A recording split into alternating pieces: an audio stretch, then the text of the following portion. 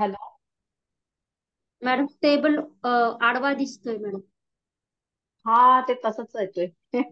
तुम्ही हे बरं. झूम करून बघा, तुमच्या ह्याच्यात झूम करून बघा मोबाईल मध्ये. Okay okay okay. तर हेमंत ऋतूमध्ये हवामान कसं असतं, हेमंत ऋतूची लक्षणं कोणती आहेत ते आपण आधी बघू. तर वर्षा ऋतूमध्ये आपण बघितलं की वर्षा ऋतूमध्ये विसर्ग काळास सुरुवात झालेली असते. आणि हेमंत हा विसर्ग काळाचा परमोच्च असतो. म्हणजे विसर्ग काळाची सुरुवात जी असते ती वर्षा ऋतूमध्ये होते, परंतु त्याचा परमोच्च बिंदू किंवा पीक लेवलला ते हेमंत ऋतूमध्ये विसर्ग काळ असतो. म्हणजेच त्यावेळी दक्षिणायन चालू असतं. सूर्य पृथ्वीच्या दक्षिण गोलार्धामध्ये मकर वृत्ताकडे सरकत असतो. आणि त्यामुळं काय होतं, उत्तर गोलार्धातील उपखंडामध्ये खूप थंडी असते. आणि या ऋतूमध्ये, शरद ऋतूमध्ये जसं जी उष्णता वाढलेली असते, ऑक्टोबर हीट आपण ज्याला म्हणतो, तर शरद ऋतूमध्ये जी काही उष्णता वाढलेली असते, तीव्र सूर्यसंताप असतो, तो कमी होतो हेमंत ऋतूमध्ये. शरद ऋतूमध्ये वाढलेला जो तीव्र सूर्यसंताप असतो तो हेमंत ऋतूमध्ये कमी होतो. त्यामुळं काय होतं की सूर्यकिरण हे मंद भासायला लागतात, म्हणजे ऊन कमी होतं. उन्हाची जी उष्णता आहे, धग जी आहे, ती एकदम हेमंत ऋतूमध्ये कमी होते आणि थंडीचे दिवस सुरू होतात. म्हणजे सगळ्यात जास्त थंडी कधी असते, तर हेमंत ऋतूमध्ये असते. त्यावेळी सूर्याची जी उष्णता आहे किंवा सूर्यकिरणांचं जे तापमान आहे ते कमी होत असतं. आणि त्यामुळे यामध्ये दिवस हा लहान होतो. थंडीच्या दिवसात बघा, दिवस हा लहान होतो, लवकर संध्याकाळ होते, लवकर दिवस मावळतो. म्हणजे दिवस लहान होतो आणि रात्रही मोठी होते. आणि हा विसर्ग काळ आहे. विसर्ग काळ म्हणजे काय, तर विसर्ग करतो बलाचं, बलाचं विसर्ग करतो. कुणाला देतो, तर या सृष्टीतल्या सगळ्या सजीव लोकांना बल देत असतो विसर्ग. म्हणजे त्यामुळं आपलं जे शारीरिक बल आहे ते हेमंत ऋतूमध्ये वाढत असतं. विसर्ग काळ असतो त्यामुळं काय होतं की बाह्य वातावरणामध्ये स्निग्ध, शीत आणि मृदू गुण आढळतात. म्हणजे या वातावरणामध्ये जे काही वनस्पती, फळं वगैरे येतात, तर त्या फळांमध्ये शीत गुण जास्त असतो, मृदू गुण जास्त असतो आणि स्निग्ध गुण पण जास्त असतो.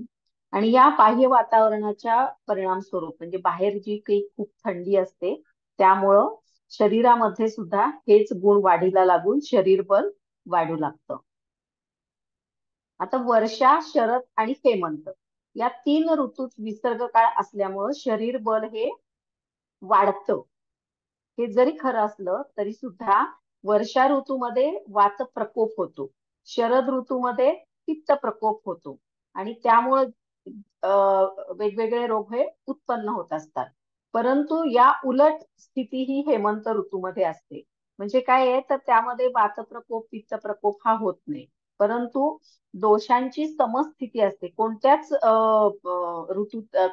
दोषाचा प्रकोप हेमंत ऋतूमध्ये होत नाही. आणि विसर्ग काळ असल्यामुळं शारीरिक बल सुद्धा आपलं वाढलेलं असतं. त्यानंतर जाठराग्नी जो आहे, तो जाठराग्नी सुद्धा वाढलेला असतो. जाठराग्नी तीव्र होतो, प्रदीप्त होतो जाठराग्नी. आणि त्यामुळे आपल्याला थंडीच्या दिवसामध्ये काय होतं, खूप भूक लागते. किती खाल्लं तरी आपल्याला असं वाटतं की पोट भरलं नाहीये, म्हणून माणूस जास्त खातो. त्यामुळे हेमंत ऋतूमध्ये शारीरिक बल हे उत्कृष्ट असतं, जाठराग्नी वाढलेला असतो आणि शरीरातील दोषांची सुद्धा समस्थिती असते. म्हणजे हेमंत ऋतूमध्ये कुठल्याही प्रकारचा दोष जो आहे तो प्रकुपित होत नाही, दोषांची समस्थिती असते. त्यामुळं हेमंत ऋतूमध्ये फारसे आजार उद्भवत नाही. थंडीच्या दिवसात बघा, हेमंत ऋतूमध्ये थंडी असते, त्यामुळं सगळ्यांना भूक चांगली लागते आणि भरपूर खाल्लं जातं, शारीरिक बल उत्कृष्ट असतं, दोषांची समस्थिती असल्यामुळं कुठल्याही प्रकारचे आजार होत नाहीत. त्यामुळं आम्हा लोकांना पण निवांत वेळ मिळतो, कारण पेशंटच नसतात दवाखान्यात. कारण रोग हे उत्पन्नच होत नाहीत हेमंत ऋतूमध्ये फारसे. अर्थात जे डायबिटीज, बीपी वगैरे हे जे नेहमीचे आजार असतात ते असतातच लोकांना, परंतु जे काही व्हायरल इन्फेक्शन होत असतात किंवा जे इतर जे काही इन्फेक्टिव्ह डिसिजेस असतात ते हेमंत ऋतूमध्ये खूप कमी होतात. कारण का, तर जठराग्नी वाढलेला असतो, शारीरिक बल चांगलं असतं आणि दोषांची समस्थिती असते. आता आरोग्याच्या दृष्टिकोनातून जर विचार केला तर हेमंत आणि शिशिर हे दोन्ही ऋतू जे आहेत ते म्हणजे हिवाळा आहे. हिवाळ्याचे 4 महिने या काळाची गणना या ऋतूमध्ये होते. म्हणजे हेमंत ऋतू आणि शिशिर ऋतू हे दोन्ही ऋतू म्हणजे हिवाळ्याचे 4 महिने. म्हणजे कुठले? नोव्हेंबर, डिसेंबर, जानेवारी, फेब्रुवारी. नोव्हेंबर, डिसेंबर हेमंत ऋतू, जानेवारी, फेब्रुवारी शिशिर ऋतू असतो. आणि त्याच्यानंतर मग हळूहळू फेब्रुवारी नंतर मार्च महिना येतो. मार्च मध्ये मग उन्हाळ्याला सुरुवात होते. आता हेमंत आणि शिशिर या दोन्ही ऋतूमध्ये शारीरिक ताकद किंवा शरीराचं जे बल आहे ते उत्तम असतं आणि अग्नी सुद्धा उत्तम असतो. अग्निबल सुद्धा उत्तम असतं. त्यामुळं काय होतं की व्याधी प्रतिकार शक्ती जी आहे, आपली जी रोगप्रतिकारक शक्ती जी आहे ती सुद्धा शरीरामध्ये वाढलेली असते आणि त्याच्यामुळंच या दिवसामध्ये कुठलेही आजार हे होत नाही. वातावरण कसं असतं? थंड असतं आणि या वातावरणातल्या शैत्यामुळं मानसिक उत्साह सुद्धा या ऋतूमध्ये वाढलेला दिसून येतो. म्हणजे सहसा आपल्याला थंडीच्या दिवसामध्ये गळून गेल्यासारखं किंवा खूप झोप येते, सुस्ती येते असं होत नाही. तर मानसिक उत्साह सुद्धा हेमंत ऋतूमध्ये चांगला असतो. त्यानंतर आपले कामामधले प्रयत्न, ऊर्जा, बल, वर्ण, स्मृती, धृती या सर्वच भावांची या ऋतूमध्ये वृद्धी होते. ऊर्जा म्हणजे एनर्जी, आपल्याला उत्साह असतो. या ह्याच्यामध्ये आपण थोड्याशा कामाने गळून जात नाही. आपल्याला काम करण्याचा चांगला उत्साह असतो. बल सुद्धा चांगलं असतं. थंडीमुळं घाम येत नाही फारसा, त्यामुळं वर्ण म्हणजे आपल्या त्वचेचा रंग हा सुद्धा सुधारतो. नंतर स्मृती, धी आणि धृती हे सगळे बुद्धीचे गुण आहेत. स्मृती म्हणजे स्मरणशक्ती, धी म्हणजे बुद्धी आणि धृती म्हणजे धैर्य. तर हे सुद्धा मानसिक गुण सुद्धा या हेमंत ऋतूमध्ये चांगले प्रबळ झालेले असतात. तर आता हेमंत ऋतूमध्ये आहार कसा असायला पाहिजे? हेमंत ऋतूमध्ये काय असतं? थंडी असते, हिवाळा असतो. त्याच्यानंतर गार वारं वाहत असतात. म्हणजे वारं वाहत असतात ते गार वारं असतं. म्हणजे बोचरी थंडी ज्याला आपण म्हणतो ना, किंवा गार गार बोचरं वारं आहे, तर तसे गार वारे या ऋतूमध्ये वाहत असतात. नंतर बाह्य वातावरण एकदम थंड झालेलं असतं. त्यामुळे शरीरावरची जे रोमछिद्र असतात ना ती आकुंचन पावतात. त्यांचा संकोच होतो. आपल्याला घाम येत नाही.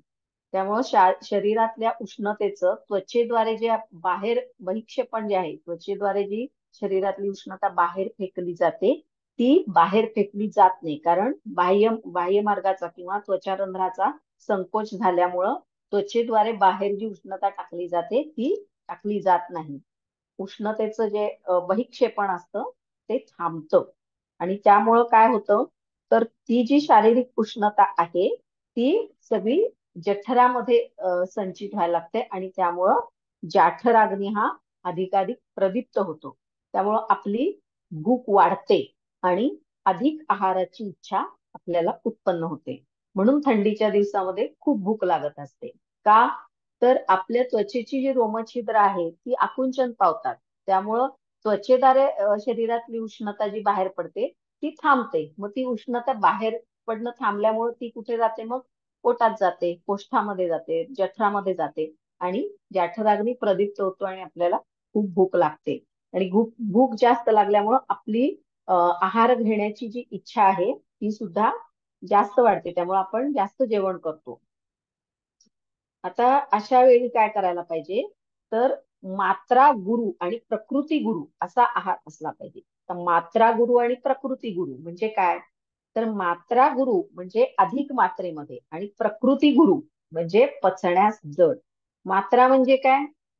त्याचं हे आपलं अधिक डोस. मात्रा म्हणजे डोस, त्याचं प्रमाण. म्हणजे मात्रा गुरु म्हणजे आहाराचं प्रमाण जास्त असणे आणि प्रकृती गुरु म्हणजे आपण जो आहार घेतोय त्या आहाराची प्रकृती कशी आहे, म्हणजे पचायला ते जड आहे का हलकं आहे, त्याला प्रकृती गुरु असं म्हणतात. म्हणजेच मात्रा गुरु म्हणजे अधिक मात्रेमध्ये आणि प्रकृती गुरु म्हणजे पचण्यास जड असे पदार्थ आहारामध्ये घ्यायला पाहिजेत. म्हणजे मग जठराग्नी हा शांत होऊ शकतो. कारण जठराग्नी वाढलेला असतो. त्याला जर तुम्ही तेवढं आहार जर दिला नाही तर काय होईल? धातुक्षय होईल. म्हणजे आपल्या शरीरातले जे रस, रक्त, मांस, मेद, अस्थि, मज्जा, शुक्र हे जे सप्तधातू आहेत, या धातूंचा क्षय व्हायला लागतो. आणि जठराग्नी जो जास्त वाढलेला आहे तो अधिक प्रमाणात वाढून काय होईल? मग पित्त प्रकोप होण्याची शक्यता असते. म्हणून मात्रा गुरु आणि प्रकृती गुरु असा आहार हेमंत ऋतूमध्ये घ्यायचा आहे.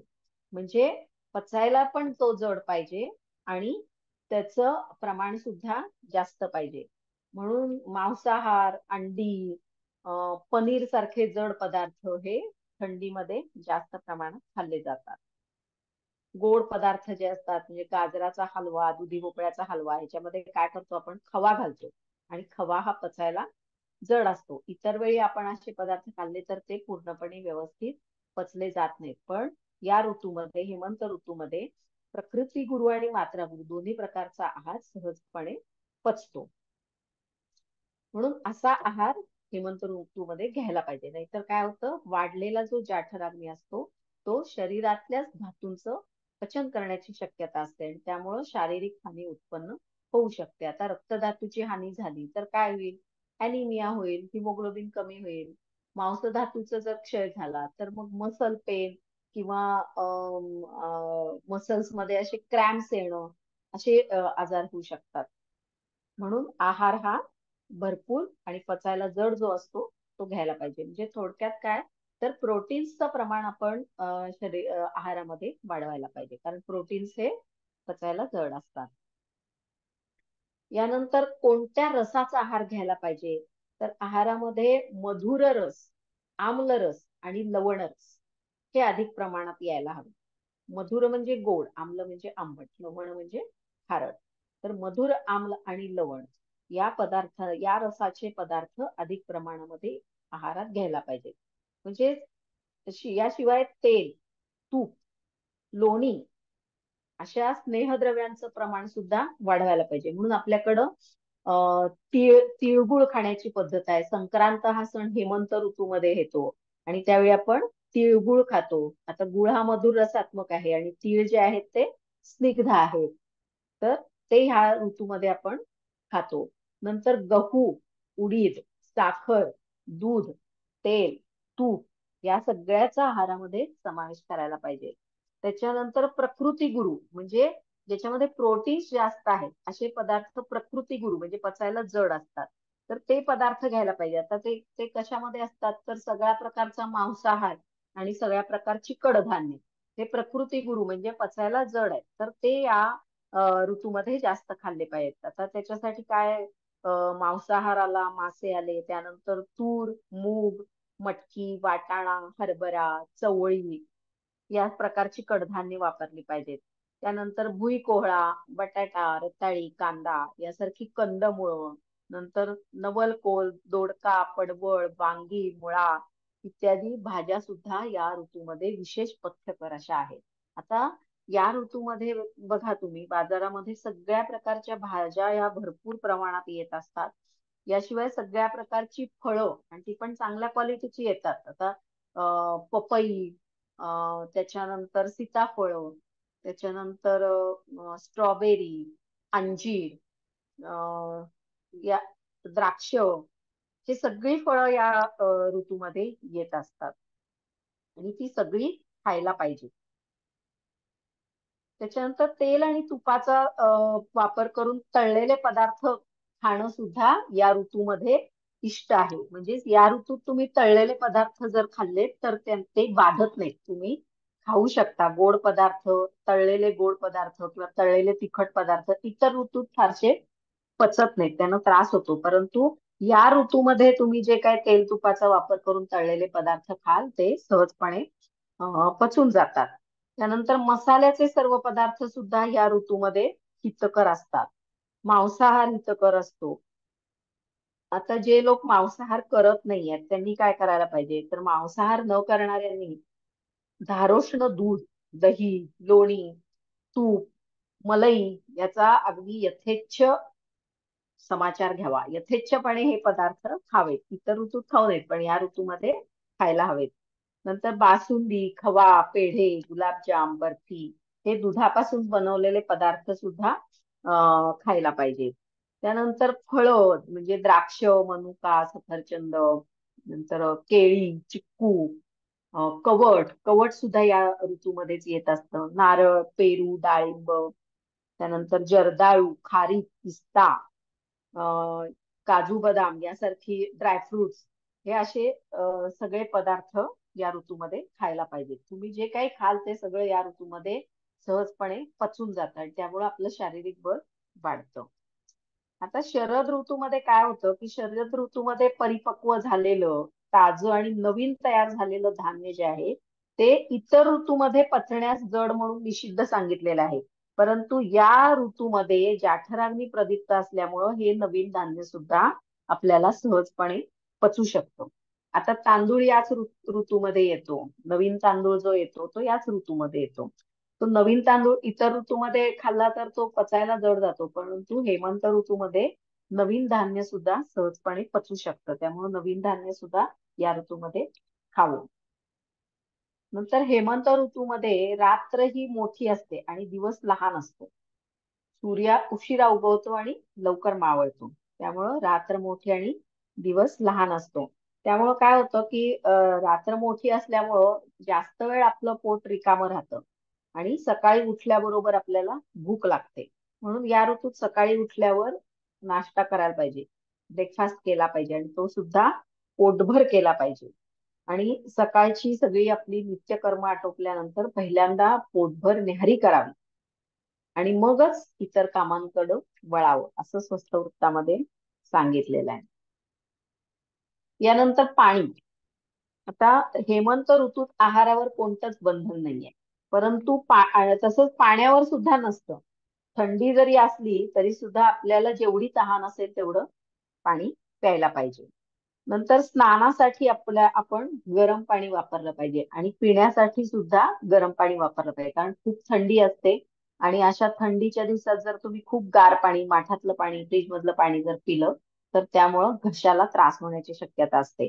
म्हणून पिण्यासाठी हेमंत ऋतूत गरम पाणी वापरावं आणि स्नानासाठी, आंघोळीसाठी सुद्धा गरम पाणी वापरायला सांगितलंय. त्यानंतर पिण्यासाठी जे पाणी वापरायचे ते पाणी नदी, तलाव किंवा विहिरीचं असावं. म्हणजे जे पर्वतात, डोंगरात जे झरे असतात ते जास्त थंड असतं पाणी. त्यामुळे ते शक्यतो न वापरता पिण्यासाठी वापरायचं पाणी जे आहे ते नदी, तलाव किंवा विहिरीचं असावं असं सांगितलंय. नंतर मद्यपान. तर मद्यपान बद्दल काय सांगितलंय तर हा थंडीचा ऋतू आहे. हेमंत ऋतू जो आहे हा थंडीचा मोसम असतो आणि थंडी असल्यामुळं ज्यांना मद्यपानाची सवय आहे त्यांनी या काळामध्ये मद्यपान करायला हरकत नाही असं सांगितलेलं आहे. तर मद्य कोणतं प्यायला पाहिजे तर गौड मद्य. गौड मद्य म्हणजे काय? गौड म्हणजे गुड, गुळ. गौड मद्य म्हणजे गुळापासून बनवलेलं मद्य. नंतर अच्छसुरा किंवा ब्रँडी, रम, विस्की किंवा मोहापासून बनवलेलं जे मद्य आहे ते योग्य मात्रेत घेणे हितकर ठरते. योग्य मात्रा हे महत्वाचं. मद्यपान करायला सांगितले म्हणजे वाटेल तसं मद्यपान करायचं असं नाहीये, तर योग्य मात्रेमध्ये, अत्यंत अल्प मात्रेमध्ये मद्यपान करायला हरकत नाही असं सांगितलंय. पण इतर ऋतूमध्ये मात्र मद्यपान शक्यतो करायचं नाहीये किंवा अतिशय कमी मात्रेमध्ये करायचं असतं. त्यानंतर विहार. विहार म्हणजे तुम्ही इतर वेळी कसं वागायचंय तर या ऋतूमध्ये पहाटे लवकर उठावं. जरी रात्र मोठी असली तरी पहाटे लवकर उठायला सांगितलंय आणि आपल्या शरीराला हितकर असा आणि आपल्या शरीराला योग्य आणि सोसेल इतका व्यायाम भरपूर प्रमाणात करायला सांगितलाय. आपण थंडीच्या दिवसामध्ये घाम येत नाही, त्यामुळं आपण या दिवसामध्ये भरपूर व्यायाम आपण करू शकतो. इतर वेळी घाम येतो त्यामुळे घाम यायला लागला की थकवा येतो आणि आपण मग जास्त व्यायाम नाही करू शकत. परंतु थंडीच्या दिवसात मात्र पहाटे लवकर उठायला पाहिजे आणि भरपूर व्यायाम करायला पाहिजे. आणि व्यायामानंतर काय करायचे तर पूर्ण शरीराला तेलाने मर्दन करायला सांगितलंय. कारण का, तर त्वचा ही रुक्ष झालेली असते, कोरडी पडलेली असते. म्हणून आधी भरपूर व्यायाम करायचा आणि त्याच्यानंतर एखाद्या तेलानं म्हणजे तिळ तेलानं किंवा मोहरीच्या तेलाने शरीराला पूर्ण मर्दन म्हणजेच मर्दन याचा अर्थ जोर लावून दाबून मसाज करायला सांगितलंय. आता ह्यासाठी तेल तिळाचं किंवा मोहरीचं जरी घेतलं तरी ते सुद्धा थंड तेल न वापरता तेल गरम करून घ्यायचं आहे. त्यामुळं काय होतं की शरीराला जे काही श्रम झालेले असतात भरपूर व्यायाम केल्यामुळे ते श्रम सुद्धा नाहीसे होतात आणि त्वचेचा कोरडेपणा सुद्धा जातो. व्यायामामुळे आलेला जो थकवा असतो तो सुद्धा जातो आणि बलवृद्धी होते. आपल्या स्नायूंची जी ताकद आहे ती स्नायूंची ताकद वाढते.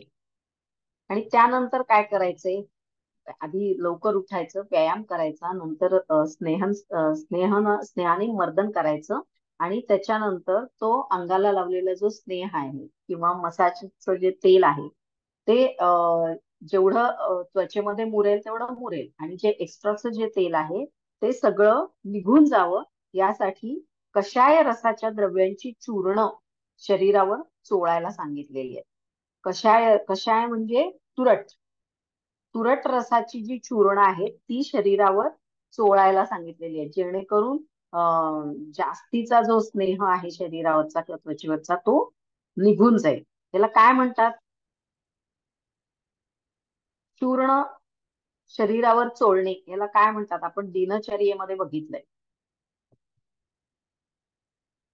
उद्वर्तन, आठवतंय का? उद्वर्तन म्हणतात. म्हणजे कषाय रसात्मक द्रव्यांची चूर्ण स्नेहनानंतर शरीरावर चोळणं त्याला उद्वर्तन असं म्हटलं जातं. आणि यासाठी मुख्यतः अमलकी चूर्ण वापरलं जातं. अमलकी म्हणजे काय, तर आवळा. आवळ्याचं जे चूर्ण आहे ते उद्वर्तनासाठी वापरलं जातं. याशिवाय मग जी वेगवेगळ्या प्रकारची जे उटणे असतात, उपटन म्हणतात किंवा उपटणं म्हणतात, ते सुद्धा वापरायला हरकत नाही. त्यानंतर गरम पाण्याने मग स्नान करावं. आणि स्नान हे नेहमी हेमंत ऋतूमध्ये गरम पाण्यानेच करावं. शक्यतो थंड पाण्यानं स्नान हे करू नये. मग स्नानाच्या वेळी सुगंधित साबण किंवा शिककाई किंवा अशाच काही पदार्थांचा उपटनचा किंवा उटण्याचा सुगंधी उटण्याचा वापर हा जरूर करायला पाहिजे. यानंतर स्नानानंतर सर्वांगाला सुगंधी द्रव्य लावावी. म्हणजे केशर, कस्तुरी, चंदन, अगरू अशा सुगंधी द्रव्यांचा लेप शरीरावर करायला सांगितलेला आहे. आता आपण काय करतो, हेमंत ऋतूमध्ये आंघोळ झाली की आपण कुठलं ना कुठलं तरी मॉइश्चरायझर अंगाला लावतो. या ऋतूमध्ये जसं जसं थंडी वाढायला लागते तसं तसं फक्त स्नानासाठीच नाही तर सगळ्याच गोष्टींसाठी उष्णोदकाचा प्रयोग करायला सांगितलाय. उष्णोदक म्हणजे गरम पाणी, म्हणजे प्यायला शक्यतो गरम पाणी वापरायचं आहे. इतर कामांसाठी सुद्धा गरम पाणीच वापरायला सांगितलंय. आणि स्नान हे सकाळी लवकर करणं हे हिताचं असतं. म्हणून या ऋतूतील कार्तिक महिन्यात करावयाच्या ज्या कार्तिक स्नानाचं जे महत्व आहे ते यासाठीच वर्णिलेलं आहे. सकाळी लवकर स्नान करावं म्हणून सकाळी पहाटे लवकर उठायचं. त्यानंतर त्यामध्ये काकड आरती जी असते ती पहाटे असते मंदिरामध्ये. कारण का, तर या ऋतूमध्ये लवकर उठायला सांगितलेलं आहे. आणि आंघोळ सुद्धा लवकर करायला सांगितलेली आहे. म्हणून कार्तिक महिन्यात कार्तिक स्नानाचं महत्व वर्णन केलेलं आहे. आपल्या पंचांगामध्ये वगैरे असतं, तुम्हाला बघायला मिळेल. नंतर हेमंत ऋतूमध्ये कपडे कसे घालायला पाहिजेत, तर रेशमी कपडे घालायला पाहिजेत किंवा लोकरीचे इबदार कपडे घालायला पाहिजेत. आता रेशमी कापड जे आहे म्हणजे प्युअर सिल्क, आता आपण काय रोज प्युअर सिल्कचे कपडे सगळे नाही वापरत, पण प्युअर सिल्क जे असतं ते खूप उबदार असतं, उष्ण असतं, गरम असतं.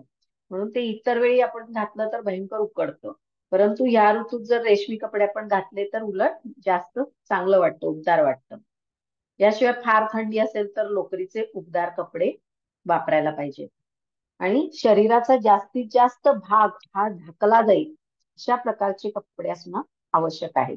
नाहीतर मग काय होतं, थंडी तर वाजेलच पण थंडीमुळं त्वचा ही कोरडी पडून त्वचेचं नुकसान होऊ शकतं. म्हणून जास्तीत जास्त शरीराचा भाग हा आच्छादित राहील असे कपडे वापरले पाहिजेत. नंतर घराबाहेर पडताना पादत्राणे अवश्य वापरले पाहिजेत. त्यातल्या त्यात आपण थंडीच्या दिवसात काय करतो, शूज वापरतो. त्याच्या आतमध्ये पायांना सॉक्स घालतो, त्यामुळं पाय हे उबदार राहतात. आणि ज्यावेळी सकाळी ऊन पडतं त्यावेळी कोवळ्या उन्हामध्ये सूर्यकिरणांचं मुक्तपणे सेवन करावं असं सांगितलेलं आहे. म्हणजे जेव्हा कोवळं ऊन जे आहे त्या कोवळ्या उन्हामध्ये बसायला किंवा फिरायला सांगितलेलं आहे. ऊन घ्यायला पाहिजे, उन्हाचं सेवन केलं पाहिजे.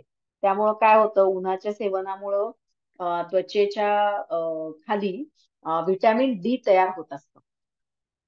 तर ते व्हिटॅमिन डी जर नॅचरल व्हिटॅमिन डी जर आपल्याला पाहिजे असेल तर सकाळच्या कोवळ्या उन्हामध्ये आपण बसलं पाहिजे थंडीच्या दिवसात, हेमंत ऋतूमध्ये. नंतर या ऋतूमध्ये दिवसा झोप घेणं हे अपायकारक असतं. दिवसा झोप कधी घ्यायची, ग्रीष्म ऋतूमध्ये, म्हणजे ज्यावेळी कडक उन्हाळा असतो त्यावेळी दिवसा झोप घ्यायला पाहिजे. परंतु थंडीच्या दिवसामध्ये दिवसा झोप मात्र घ्यायला नाही पाहिजे, कारण त्यामुळे काय होईल, कफ साठेल, जास्त प्रमाणात कफाचा संचय होऊ शकतो. त्याच्यानंतर वजन सुद्धा दिवसा झोपल्यामुळं वाढू शकतं, विशेषतः पोट वाढतं दिवसाच्या झोपेमुळं. म्हणून हेमंत ऋतूमध्ये दिवसा झोप घेणं हे अपायकारक असतं. रात्री झोपताना सुद्धा उबदार पण पातळ असं पांघरूण अवश्य वापरावं. रात्री सुरत क्रीडा सुद्धा या ऋतूतील बल शैत्य यांचा विचार करता भरपूर करण्यास हरकत नाही. म्हणजे थोडक्यात सांगायचं झालं तर काय, तर भरपूर खाणे, भरपूर पिणे, भरपूर व्यायाम करणे यासाठी हा आरोग्यदायक असा ऋतू असतो. आणि या काळामध्ये थंडी खूप असते, त्यामुळं कफाच्या संचयाला सुरुवात होते. थंडीमुळं काय होतं, शरीरामध्ये कफ साठायला लागतो. आणि नंतर हेमंत शिशिर ऋतूमध्ये काय होतं, कफ साठतो आणि पुढे वसंत ऋतूमध्ये त्याचा प्रकोप होतो आणि त्यामुळं मग सर्दी, खोकला, व्हायरल इन्फेक्शन असे आजार व्हायला लागतात. म्हणून काय आहे, तर थंडीपासून आपण शरीराचं रक्षण केलं पाहिजे, जेणेकरून कफसंचय हा जास्त होणार नाही. कफसंचय जास्त झाला की काय होतं मग, प्रतिशय म्हणजे सर्दी, खोकला असे आजार डोकं वर काढतात. म्हणून थंडीपासून शरीराचं रक्षण केलं पाहिजे. तर ही झाली हेमंत ऋतुचर्या.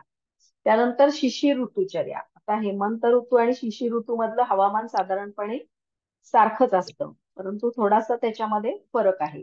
शिशिर ऋतूचं लक्षण काय आहे, तर शिशिर ऋतूमध्ये ढग आणि पाऊस यामुळं आलेली जी थंडी, झोंबर किंवा जोरदार असं झोंबर वारं वाहायला लागतं. आणि त्यामुळं त्वचा ही आपली खूप रुक्ष होते, कोरडी पडायला लागते. नंतर झाडं सुद्धा जी आहेत, ते झाडांची जी काही सुकलेली पानं आहेत ही सगळी पानं सगळी पडायला लागतात. म्हणून शिशिर ऋतू हा पानगळीचा मोसम म्हटलं जातं. म्हणजे शिशिर ऋतूमध्ये खूप झाडांच्या पानांची गळती होते. त्यामुळे असे अनेक वृक्ष किंवा झाडं पानगळ खूप झाल्यामुळं, त्यांची पानं सगळी गळून पडल्यामुळं असे उघडे पडल्यासारखे किंवा असे ओके बोके दिसायला लागतात. तर ही झाली शिशिर ऋतूचे हे लक्षण आहे. आता शिशिर ऋतूमध्ये दोषांची काय स्थिती असते, तर हेमंत ऋतूमध्ये बाहेरच्या वातावरणातली थंडी आणि त्याच्यामुळं वाढलेला जाठरागणी, शिवाय उत्तम शारीरिक आणि मानसिक बळ यामुळं हेमंत ऋतूत आपलं आरोग्य चांगलं सुधारलेलं असतं. आणि हीच परिस्थिती शिशिर ऋतूमध्ये सुद्धा तशीच कायम टिकून राहते. आता हेमंत ऋतूपेक्षा सुद्धा शिशिर ऋतूमध्ये थंडीचं प्रमाण हे जास्त वाढतं. म्हणजे हेमंत ऋतूत तर थंडी असतेच, पण पुढच्या शिशिर ऋतूमध्ये ती जास्त तीव्र होते थंडी. आणि हेमंत ऋतूतील थंडी ही थोडी आपल्याला सहन करण्यासारखी असते, पण शिशिर ऋतूमध्ये गार बोचरं वारं वाहत असल्यामुळं ती थंडी आपण सहन करू शकत नाही. आणि या थंड हवेमुळं या ऋतूमध्ये शरीरामध्ये कफ दोष साठायला सुरुवात होते, कफाचा संचय व्हायला लागतो. आणि हा थोडाफार असणारा हा जो कफसंचय आहे, हा थोडासा कफसंचय जर बाजूला ठेवला तर बाकी सगळ्या दोषांची स्थिती ही चांगली असते, म्हणजे दोष हे समस्थितीत असतात. म्हणून शिशिर ऋतूमध्ये सुद्धा शरीर बळ हे हेमंत ऋतूप्रमाणे चांगल्या प्रकारे टिकून राहतं. आता आहार कसा करायचा आहे, तर हेमंताप्रमाणेच बाह्य वातावरण आणि शरीरातल्या दोषांची स्थिती असल्यामुळं शिशिर ऋतूमध्ये सुद्धा हेमंत ऋतूप्रमाणेच आहार विहार हा करायचा आहे. म्हणजे सर्व प्रकारचा बल्य स्निग्ध आणि पचायला जड गुरु, गुरु म्हणजे पचायला जड, म्हणजे प्रकृती गुरु आणि मात्रा गुरु असा गुरु आहार या ऋतूत सुद्धा आवश्यक असतो. आणि शिशिर ऋतूमध्ये जी काही थंडी खूप वाढलेली असते त्या थंडीचा जर विचार केला तर गुरु आहाराच्या जोडीला स्निग्ध द्रव्यांचा पण आहार हा घेतला पाहिजे. आणि आहार द्रव्य वापरताना ती शीतवीर्यात्मक नाही आहेत ना याचा विचार करावा. म्हणजे थंड पदार्थ खाऊ नये, त्याच्याऐवजी उष्ण पदार्थ हे खाल्ले पाहिजे. म्हणजे सामान्यपणे बल्य म्हणजे बल वाढवणारी ताकद वाढवणारी जी सगळी जी औषध आहेत किंवा जो आहार आहे तो घेतला पाहिजे. म्हणून थंडीच्या दिवसात आपण डिंकाचे लाडू हळीवाचे लाडू असे खातो, कारण त्यानं बल पण वाढतं आणि ते उष्ण असतात. त्यामुळं कफसंचय सुद्धा होत नाही उष्ण असल्यामुळं. आणि शिशिर ऋतूमध्ये शीतवीर्य औषधांचा वापर जास्त करू नये, कारण त्यामुळं काय होतं, कफाचा संचय वाढू शकतो. म्हणून शिशिर ऋतूत सर्व उष्ण पदार्थ हे खाल्ले पाहिजेत. मग म्हणून आपण आपली जी संक्रांत आहे ती शिशिर ऋतूत येते. म्हणून मग गुळाची पोळी खावी. आता गुळ हा मधुर रसाचा असला तरी तो उष्ण आहे, उष्णवीर्य आहे. म्हणून या सर्व ऋतूमध्ये गुळाचे सगळे पदार्थ खावेत. त्यानंतर गुळाची पोळी, तिळगुळाची वडी, तिळगुळाचे लाडू हे या दिवसात भरपूर खायला पाहिजे. नंतर दूध, तूप, लोणी यासारखे स्निग्ध पदार्थ सुद्धा खायला पाहिजेत. आता तीळ पण उष्ण आहे, बाजरी उष्ण आहे, म्हणून तीळ लावलेली बाजरीची भाकरी ही लोण्याबरोबर खायला सांगितलेली आहे. म्हणून आपण भोगी दिवशी तीळ लावलेली बाजरीची भाकरी ही लोण्याबरोबर खातो, कारण शिशिर ऋतू असतो त्यामुळे तसा आहार हा आवश्यक आहे. आता पौष महिना जो आहे, आता पौष महिना जो आहे हा शिशिर ऋतूतच येतो. तर पौष महिन्यामध्ये आपल्याकडे धुंधुर पाळण्याची प्रथा आहे. तर धुंधुर म्हणजे काय, तर या महिन्यामध्ये सकाळी लवकर उठायचं, लवकर उठून व्यायाम करून सकाळी लवकर स्नान करायचं आणि सकाळचा जो आहार आहे म्हणजे सकाळचा आपला जो नाश्ता आहे किंवा न्याहारी जी आहे ती सकाळच्या कोवळ्या उन्हात बसून करायची. सकाळच्या कोवळ्या उन्हात बसून पोटभर न्याहारी करायची, त्याला म्हणतात धुंधुरमास.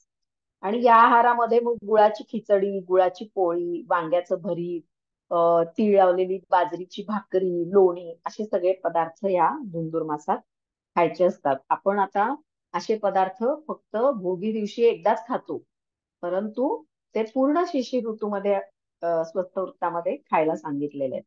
आणि हे सगळे पदार्थ उष्ण असतात आणि त्याच्यामुळं थंडी दूर होते. शरीरातलं जो शीत गुण आहे तो सुद्धा दूर होतो आणि तो आहार कफग्न आहे, त्यामुळे कफाचा संचय जास्त होत नाही. नंतर या ऋतूमध्ये गहू आणि तांदळापेक्षा सुद्धा बाजरी अधिक प्रमाणात खाणं योग्य ठरतं, कारण बाजरी कशी आहे, उष्ण आहे आणि बाजरी उष्ण असल्यामुळं ती शिशिर ऋतूमध्ये खाणं हे जास्त योग्य आहे. तर बाजरी जशी उष्ण आहे तशीच ती फार वृक्ष पण आहे. बाजरी उष्ण आहे पण ती वृक्ष आहे, ड्राय आहे, म्हणून ती लोण्याबरोबर खायला सांगितलेली आहे. आणि ही बाजरीची जी वृक्षता आहे त्या बाजरीच्या वृक्षतेमुळं आपल्या शरीरामध्ये सुद्धा वृक्षता वाढण्याची शक्यता असते. म्हणून बाजरीच्या भाकरी बरोबर भरपूर लोणी खाणं हे आवश्यक आहे. आता बाजरीमुळे वृक्षता येऊ नये यासाठीच बाजरीची भाकरी करताना त्याला तीळ लावले जातात किंवा त्याच्यामध्ये तीळ मिसळले जातात. तीळ हे कसे आहेत, उष्ण पण आहेत आणि याशिवाय स्निग्ध पण आहेत, म्हणून तिळाचा वापर या ऋतूमध्ये जास्तीत जास्त केला जातो. आता अजून काय होतं या ऋतूमध्ये, तर सूर्य संक्रांत जी आहे ती या शिशिर ऋतूमध्ये येते. आणि संक्रांतीमध्ये काय होतं, तर सूर्याच्या उत्तरायणास सुरुवात होत असते. आणि सूर्याच्या उत्तरायणास सुरुवात होण्याच्या वेळी म्हणजे सूर्य मकर वृत्ताकडून पुन्हा उत्तर दिशेला सरकण्यास सुरुवात होते, ती मकर संक्रांती दिवशी सुरुवात होते. म्हणून जानेवारीच्या मध्यावरच येणारा हा जो सण आहे आपला मकर संक्रांत, या मकर संक्रांतीला तीळ आणि गुळ यापासून बनवला जाणारा जो तिळगुळ हा पदार्थ आहे, म्हणजे तिळगुळाचे लाडू म्हणा किंवा तिळगुळाच्या वड्या म्हणा हे खाल्लं जातं. संक्रांतीनंतर काय होतं, सूर्य मकर वृत्ताकडून पुन्हा उत्तर दिशेकडे सरकायला सुरुवात होते आणि उत्तरायणाला प्रारंभ होतो. आणि उत्तरायण म्हणजे काय आहे, उत्तरायण हा आदान काल आहे, म्हणजे आपल्यातली ताकद निसर्ग काढून घेतो. म्हणून उत्तरायणामध्ये आपलं शारीरिक बल हे कमी होत असतं. परंतु शिशिर ऋतूमध्ये संक्रांतीपर्यंत अजून दक्षिणायनच चालू असतं. त्यामुळे शिशिर ऋतूत थंडी असते, अग्नी चांगला प्रज्वलित होतो, म्हणून मांसाहारी व्यक्तींनी यथेच्छ मांसाहार करावा असं सांगितलंय. म्हणजे मटण, मांस, अंडी, मासे यांचा आहारामध्ये अधिक उपयोग करणं हे श्रेयस्कर आहे. आणि मासे हे स्निग्ध आहेत, परंतु ते शरीरातली उष्णता वाढवणारे आहेत, म्हणून मासे हे थंड ऋतूमध्ये म्हणजे हेमंत आणि शिशिर ऋतूमध्ये खाणं हे जास्त चांगलं आहे. याशिवाय पूर्ण आपल्या आहारामध्ये मिरे, दालचिनी, ओवा, जिरे या सगळ्या मसाल्याच्या पदार्थांची जोड आपण दिली पाहिजे, कारण हे मसाल्याचे पदार्थ जे आहेत ते उष्ण आहेत आणि त्यामुळं थंडीमुळे जो कफसंचय होत असतो शरीरात, तो कफसंचय जास्त होत नाही मसाल्याच्या पदार्थामुळे. त्यानंतर मद्यपानाबद्दल काय सांगितलंय, तर शीत गुणाचा किंवा शैत्याचा अतिरेक या ऋतूमध्ये असतो, थंडी खूप असते आणि या थंडीपासून शरीराचा बचाव करण्यासाठी जे मद्यपान करणारे लोक आहेत त्यांना तीक्ष्ण मद्याचा वापर या ऋतूत करायला सांगितलेला आहे. आता तीक्ष्ण मद्य म्हणजे आता गुळापासून बनवलेलं जे मद्य आहे, ज्याला गौड सुरा असं म्हटलं जातं, तर ते उष्ण असतं, उष्ण तीक्ष्ण असतं ते मद्य. तर म्हणून हे गुळापासून बनवलेलं जे मद्य आहे ते मद्य शिशिर ऋतूमध्ये घ्यायला सांगितलंय. नंतर शिशिर ऋतूमध्ये विहार कसा असायला पाहिजे, तर शिशिर ऋतूमध्ये बाह्य वातावरणामध्ये कडक थंडी असते आणि त्या कडक थंडीचा विचार करूनच आपल्याला आपली दैनंदिनी ठरवावी लागते. मग काय करायचं, तर सकाळी लवकर उठायचं, भरपूर व्यायाम करायचा. त्यानंतर भरपूर व्यायामानं आपल्याला आपली ताकद वाढते आणि ही जी ताकद आहे ती वर्षभर आपलं आरोग्य चांगलं टिकून राहण्यासाठी उपयोगी ठरते. त्यानंतर हेमंत ऋतूत सांगितलंय त्याप्रमाणेच व्यायामानंतर स्नेहन करायचंय, म्हणजे तेलानं शरीराचं मर्दन करायचंय. त्यानंतर उद्वर्तन म्हणजे कषाय रसात्मक द्रव्यांची जी चूर्ण आहेत ती अंगावर चोळायची आहेत आणि त्यानंतर गरम पाण्याने स्नान करायचंय. म्हणजे हेमंत ऋतूप्रमाणेच शिशिर ऋतूमध्ये सुद्धा स्नानादी कार्यक्रम सांगितलेले आहेत. नंतर शिशिर ऋतूत केवळ रात्रीच नाही तर दिवसा सुद्धा भयंकर थंडी आपल्याला जाणवत असते. म्हणून या ऋतूमध्ये घरातलं वातावरण सुद्धा उबदार ठेवलं पाहिजे, म्हणजे गार वारा घरात शिरणार नाही याची काळजी घेतली पाहिजे. खिडक्या वगैरे बंद ठेवायला पाहिजे. विशेषतः रात्री जेव्हा थंडीचा कडाका जास्त असतो त्यावेळी आपली जी बेडरूम आहे तिथं दारं खिडक्या बंद करून सुद्धा जर फार थंडी वाटत असेल तर मग तिथं आपण रूम हिटर्सचा आपण वापर करू शकतो. म्हणजे रूम हिटर्स मुळे काय होतं की पूर्ण रूम ही गरम राहते. मग ते आता रूम हिटर्स हे शेगडी पेटवून पण आपण वातावरण गरम करू शकतो रूम मधलं, किंवा इलेक्ट्रिक रूम हिटर्स सुद्धा आता मिळतात. ते जरी वापरले तरी त्यानं सुद्धा आपण वातावरण गरम करू शकतो. त्याच्यानंतर रात्री शक्यतो या ऋतूत घराबाहेर पडू नये. पण अगदीच जर जायचा प्रसंग आलाच, नाईलाजानं जर जावंच लागलं तर अंगभर उबदार कपडे मात्र अवश्य घालावेत. नंतर कपडे जाड असावेत, सुती असावेत किंवा लोकरीचे असावेत. नंतर दिवसा सुद्धा गार जमिनीवर नुसती सतरंजी वगैरे टाकून असं कधी झोपू नये किंवा लोखंडाच्या गार खुर्चीवर बसू नये, तर त्याच्यावर गालीच्या टाकावा किंवा गादी टाकावी जमिनीवर आणि त्या गादीवरच बसावं किंवा झोपावं. रात्री झोपताना उबदार ब्लँकेट्स आपण पांघरून झोपावं. आता या ऋतूत दिवस हा लहान असतो, दिवस लहान असतो आणि रात्र मोठी असते, त्यामुळं आपण रात्रीची झोप आपली भरपूर होते. म्हणून दिवसा मात्र अजिबात झोपू नये. आता या ऋतूत जर दिवसा झोप घेतली तर ती अपायकारक ठरते. कारण का तर जास्त दिवसा झोपल्यामुळे काय होईल, कफाचा संचय जास्त प्रमाणात होईल आणि पुढे येणाऱ्या वसंत ऋतूमध्ये त्या कफाचा प्रकोप होऊन कफ प्रकोपाचे सगळे आजार होऊ शकतात.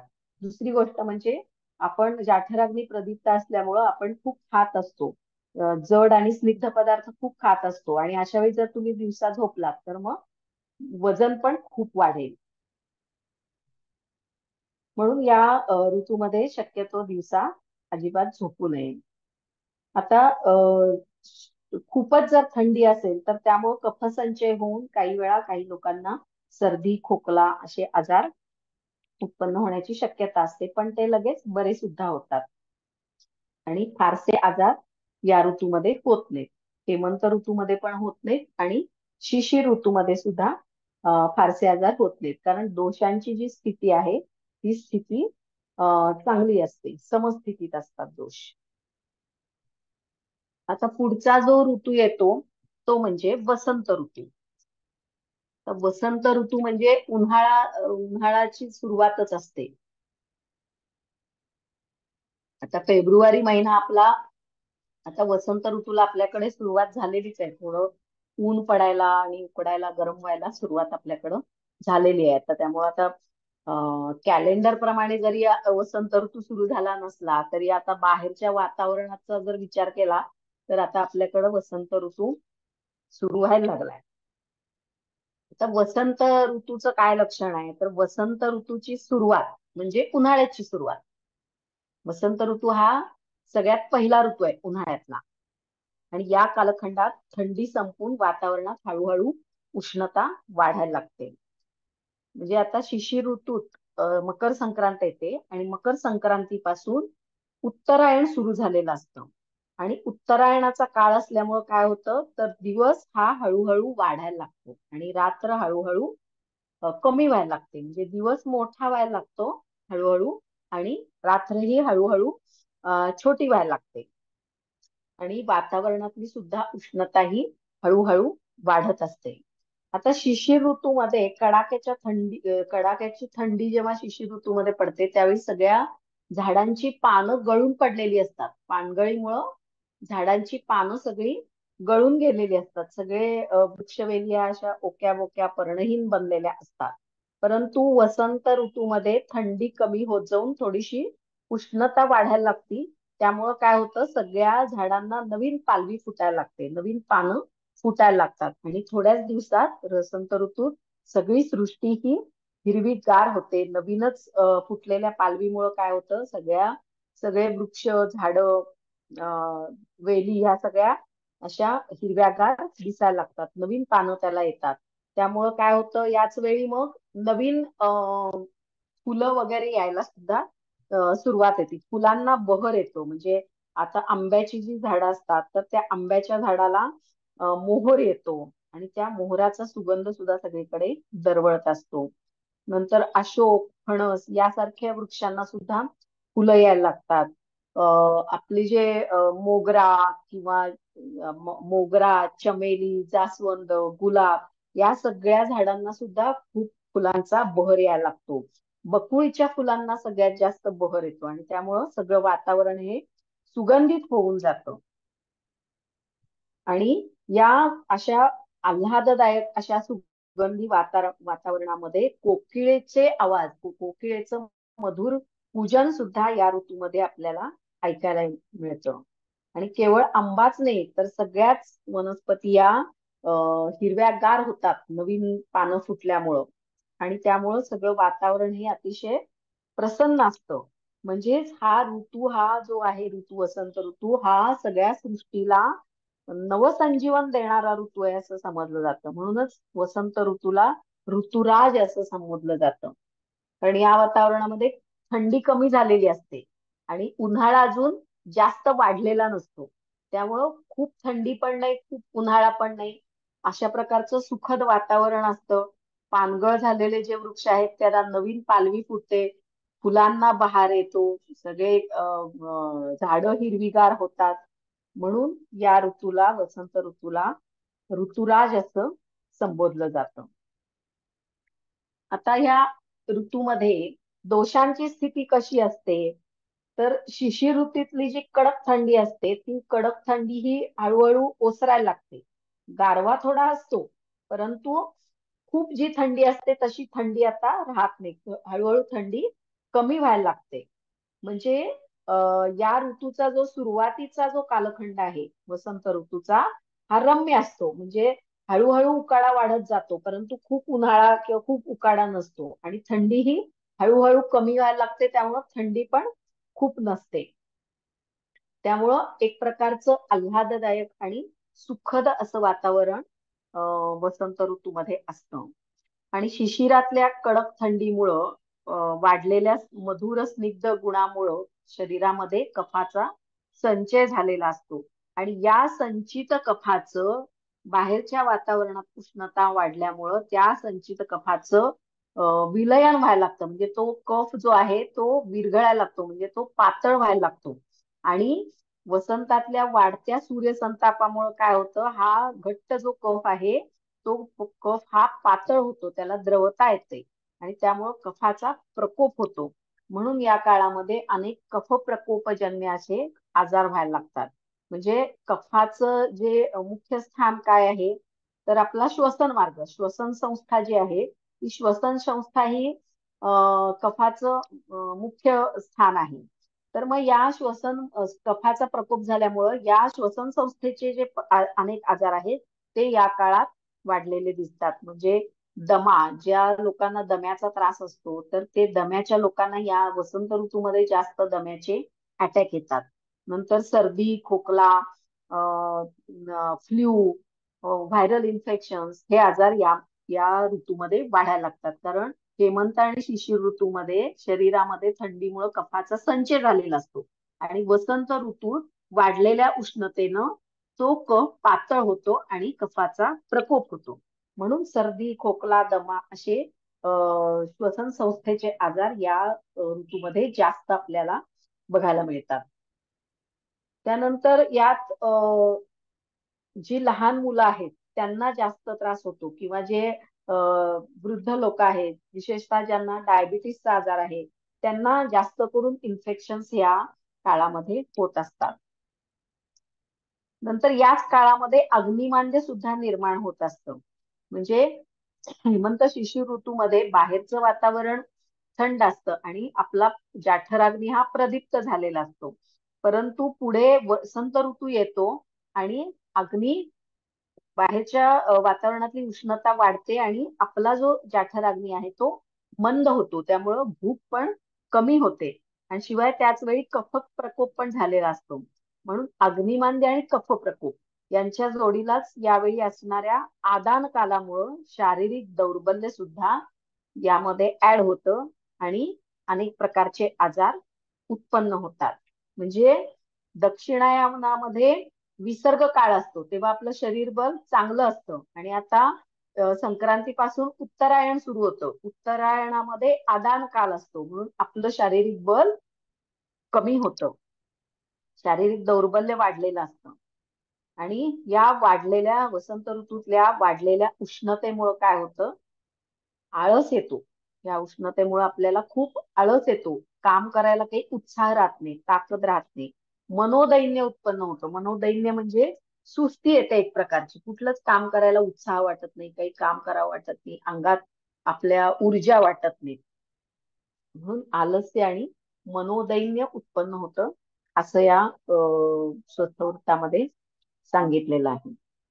आता वसंत ऋतूमध्ये आहार कसा पाहिजे, तर वसंत ऋतूत जो कफ प्रकोप झालेला असतो आणि शिवाय अग्निमांद्य सुद्धा झालेलं असतं, तर याचा विचार करता या ऋतूमध्ये पचायला अतिशय हलका असा आहार घेणं आवश्यक असतं. म्हणजे वसंत ऋतूच्या आधीचा जो हेमंत आणि शिशिर ऋतू असतो, या दोन ऋतूत आपण भरपूर आणि जड असा आहार आपण घ्यायला सांगितलाय. परंतु त्याच्या एकदम विरुद्ध प्रकारचा आहार हा वसंत ऋतूत घ्यायला पाहिजे. म्हणजे गुरु आहार म्हणजे जड असा जो आहार आहे तो वसंत ऋतूमध्ये पूर्णपणे वर्ज्य केलेला आहे. कारण का, तर अग्नी मंद होतो. आता आहारामध्ये भाकरी पोळी असावी, तसंच भाताचं प्रमाण हे शक्यतो कमी करावं, कारण भात हा कफकर असतो. नंतर गव्हाचे फुलके किंवा खाकरा खाणं हितकर आहे, किंवा ज्वारीची भाकरी खाणं हितकर आहे. नवीन धान्य जे आहे ते वसंत ऋतूत अजिबात खाऊ नये असं सांगितलंय, कारण नवीन धान्य जे असतं ना ते पचायला खूप जड असतं, आणि अग्निमांद्य वसंत ऋतूत होत असल्यामुळं नवीन धान्य वसंत ऋतूत अजिबात खाऊ नये. आणि कारण हे नवीन धान्य जे आहे ते अभिषंदी म्हणजे जडपणा आणणारं आणि कफ वाढवणारं असतं, म्हणून नवीन धान्य खायचं नाही. तर मग जुनं धान्य म्हणजे किती जुनं, तर 1 वर्षापेक्षा जास्त जुनं जे धान्य आहे ते वसंत ऋतूत वापरणं श्रेयस्कर ठरतं. आणि जर नवीन धान्य नाईलाजानं जर वापरायला लागलं तर काय करायचं, तर मग ते धान्य आधी भाजून घ्यायचं. ते धान्य कुठलंही आधी लोखंडी कढईमध्ये भाजून घ्यायचं आणि मग ते शिजवायचं, म्हणजे मग ते पचायला हलकं होतं. आता भाजल्यामुळे काय होतं, त्यातला जो अभिषंदी आणि कफकारक जो गुण आहे तो कमी होतो आणि पचायला सुद्धा हलकं होतं. आता कोणत्या रसाचा आहार घ्यायला पाहिजे, तर आहारामध्ये कटू, तिक्त आणि कषाय रसांची द्रव्य अधिक प्रमाणात घ्यायला हवी. कफ वाढलेला असतो आणि कफ कमी करण्यासाठी कटू, तिक्त आणि कषाय रसाची द्रव्य ही श्रेयस्कर आहेत, म्हणून या रसांची द्रव्य अधिक प्रमाणात वापरायची. कटू म्हणजे तिखट, तिक्त म्हणजे कडू, आणि कषाय म्हणजे तुरट. तर असे पदार्थ हे जास्त खायचे आहेत. आणि हे तीनही रस कफग्न आहेत, कफ कमी करणार आहेत, म्हणून ते वसंत ऋतूमध्ये हितकर ठरतात. आता निरनिराळ्या डाळींचा जो वापर आहे तो निरनिराळ्या डाळींचा वापर हा जास्त प्रमाणात करावा असं सांगितलंय. म्हणजे हरभरा, तूर, मूग, मसूर यासारखी जी कडधान्य आहेत ती कडधान्य कफ कमी करणारी आहेत, म्हणून त्यांचा वापर जास्त करायला पाहिजे. त्यानं काय होईल, कफप्रकोपक आजार जे आहेत ते सुद्धा या या आहाराने कमी होतात. हुलगे हुलगे या ऋतूमध्ये जास्त प्रमाणात खायला सांगितलेत, कारण हुलग्याच्या नित्य वापरानं सगळ्या प्रकारचे जे कफ रोग आहेत ते आपण टाळू शकतो. आणि कफाचे जे आजार आहेत ते बरं करण्याचं सुद्धा सामर्थ्य या हुलग्यामध्ये आहे असं आयुर्वेदात सांगितलंय. नंतर कवठ, आवळा यासारखी तुरट रसाची फळं वसंत ऋतूमध्ये आवश्यक खावी. नंतर तांदूळजा, पडवळ, वांगी, मुळा इत्यादी भाज्या सुद्धा या या ऋतूमध्ये आहारात असायला पाहिजेत. त्यानंतर कारलं, मेथी यासारख्या कडू चवीच्या भाज्या सुद्धा हितकर ठरतात. नंतर स्वयंपाकघरामध्ये आपण जे वापरतो ते हिंग, मोहरी, आलं, मिरची, मिरे, दालचिनी, लसूण यासारखी तिखट आणि जाठराग्नी प्रदीप्त करणारी जी द्रव्य आहेत ही सगळी वापरायला पाहिजे. त्यांना अग्निमांद्य पण कमी होतं आणि कफ सुद्धा कमी होतं. म्हणून हे जे मसाल्याचे पदार्थ आहेत ते वसंत ऋतूत पण खायला पाहिजे. खरं तर हे मसाल्याचे जे पदार्थ आहेत ते सगळ्याच ऋतूमध्ये आपल्याला उपयोगी पडतात. यानंतर तेल तुपाचं काय करायचं, तर वसंत ऋतूमध्ये तेल, तूप, लोणी हे स्निग्ध पदार्थ जे आहेत तर त्यांचा वापर सुद्धा योग्य प्रमाणात करायला सांगितलंय. म्हणजे हेमंत शिशिर ऋतूमध्ये त्याचा वापर जास्त प्रमाणात करायला सांगितलाय. पण हे पदार्थ स्निग्ध असले तरी तेल स्निग्ध असलं तरी कफग्न आहे, म्हणून तेलाचा वापर जास्त करावा, पण तुपाचा वापर मात्र कमी करायचा, कारण तूप हे कफ वाढवणार आहे, म्हणून तूप कमी करायचं, तेल वाढवायचं. त्यानंतर जेवणामध्ये काकवी आणि मध हे पदार्थ सुद्धा असावेत, कारण काकवी आणि मध हे पदार्थ जरी मधुर असले तरी ते उष्ण आहेत, आणि ते उष्ण असल्यामुळं कफग्न आहेत, म्हणून त्याचा वापर करावा. विशेषतः मध जो आहे मध हा उष्ण पण आहे आणि उत्तम कफग्न आहे, म्हणून मधाचा वापर हा वसंत ऋतूमध्ये जरूर केला पाहिजे. फक्त मध हा देताना तो कधीही गरम करून द्यायचा नाही, किंवा गरम पदार्थाबरोबर मध कधीही मिसळून वापरायचा नसतो. कारण काय होतं, त्याच्यामध्ये एक प्रकारचं विषद्रव्य तयार होतं गरम तेलामध्ये, म्हणून खूप गरम पदार्थात किंवा खूप गरम पाण्यात मध मिसळायचा नसतो. नंतर आहारामध्ये दूध, ताक हे सुद्धा घ्यायला सांगितलेलं आहे. पण दही मात्र पूर्णपणे वर्ज्य आहे, कारण दह्यामुळं कफ वाढतो. आता मांसाहारी व्यक्ती ज्या आहेत त्या मांसाहारी व्यक्तींनी सुद्धा जलचर प्राण्यांचं मांस खाणं टाळलं पाहिजे. म्हणजे खेकडे किंवा मासे या ऋतूमध्ये वर्ज्य सांगितलेले आहे. इतर मांस खायला हरकत नाही. म्हणजे सर्व प्रकारचे मासे, खेकडे, वगैरे बदकासारख्या प्राण्यांचं मांस हे अभिसंधी आणि कफकर असतं, म्हणून ते अपायकारक आहे. म्हणून मग मांसाहार कुठला करायला सांगितलाय, तर जंगली प्राण्यांचं मांस खायला सांगितलंय. म्हणजे हरिण, शेळी, मेंढी, कोंबडी या प्राण्यांचं मांस हे वसंत ऋतूत हितकर सांगितलंय. म्हणजे जे मांसाहार नेहमी करणारे लोक आहेत ते. जे शाकाहारी आहेत त्यांनी मांसाहार करायचाच नाहीये. आता जो आहार घ्यायचा तो सुद्धा कमी मात्रेमध्ये असायला, कमी मात्रेमध्ये घ्यायचंय. म्हणजे प्रमाण आहाराचं हे कमी करायचंय. या ऋतूमध्ये हितभुक मितभुक असावं असं सांगितलंय. हितभुक म्हणजे हितकर आणि मितभुक म्हणजे अल्प मात्रेत आहार घ्यावा असं सांगितलंय. त्यानंतर अतिस्निग्ध, शीतगुणाचा, मधुर, आम्ल, लवण रसांची जी द्रव्य आहेत ती वर्ज्य करायला सांगितले. म्हणजे जास्त तेलकट खायचं नाहीये, थंड पण काही खायचं नाहीये. आईस्क्रीम वगैरे वसंत ऋतूत नाही खायचं, पुढे येणाऱ्या ग्रीष्म ऋतूत खायचंय. पण जरा उन्हाळा सुरू झाला की लगेच आईस्क्रीम खाल्लं असं करू नये. नंतर मधुर, आम्ल आणि लवण या रसांची द्रव्ये वर्ज्य करावीत, कारण मधुर, आम्ल आणि लवण रसांची जी द्रव्ये आहेत ती कफाचा प्रकोप करणारी आहेत, कफ वाढवणारी आहेत. म्हणून मधुर, आम्ल, लवण हे रस कमी करायचे आहेत आणि त्याऐवजी कटू, तिक्त, कषाय रसाची द्रव्ये ही जास्त घ्यायला सांगितलेली आहेत. आता आपली वेळ संपलेली आहे, त्यामुळे आपण इथे थांबूया. ठीक आहे. तर ते वसंत ऋतूमध्ये मद्यपान कसं करायचं, कुठलं करायचं, विहार कसा असावा, हे सगळं आपण पुढच्या लेक्चरला बघूया.